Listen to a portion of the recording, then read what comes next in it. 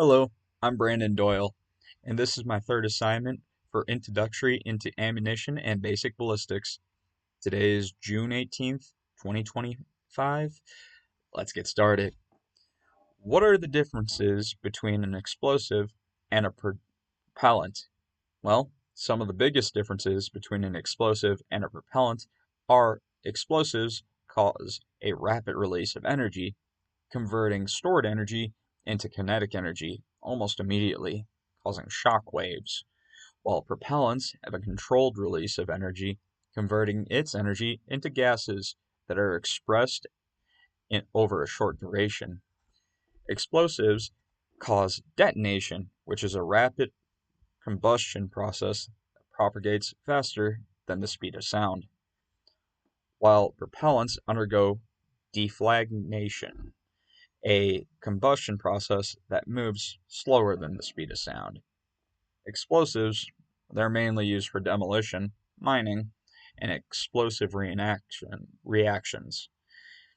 As well, propellants, they are used for rockets, guns, and other devices that sustain thrust or controlled pressure as needed. With the current state of primers, there is conversation of whether or not we should move away from these kind of primers to something that might work a little differently, if not better. Now, a conversation that I had while I was telling my grandma about my classes sparked an idea, so to speak, on what kind of primers we could possibly move to.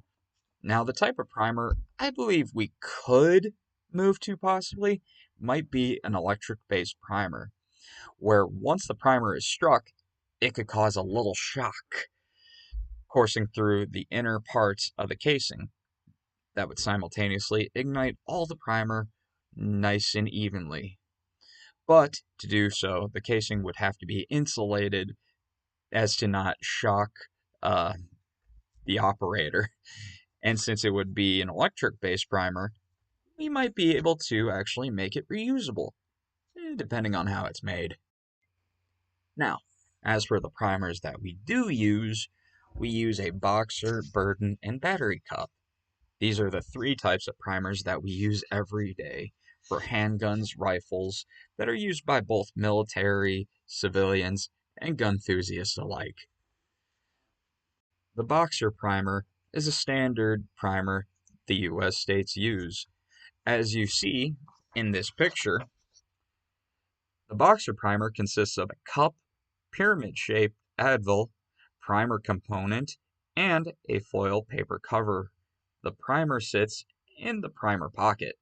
For the types of firearms, the boxer primer is used for small pistols and rifles, large pistols and rifles, and the BMG.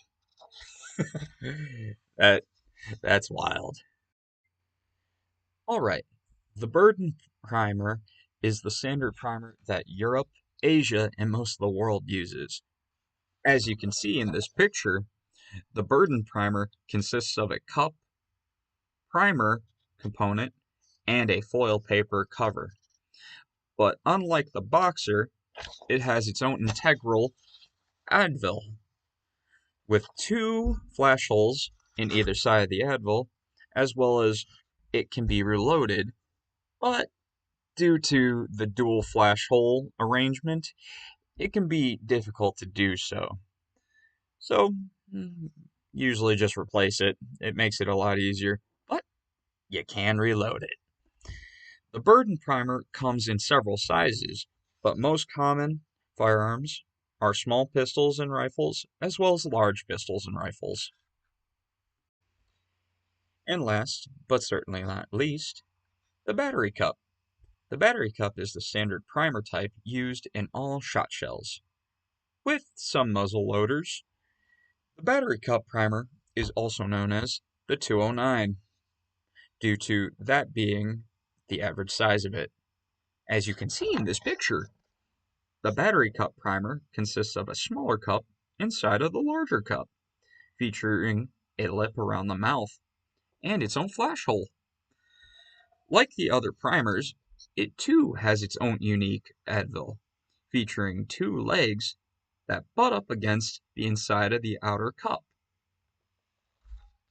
As you see, those were the different types of primers that we use in day-to-day life, both civilian, military, and gun enthusiasts alike. Like I said, my name is Brandon Doyle, and I hope you have a great day.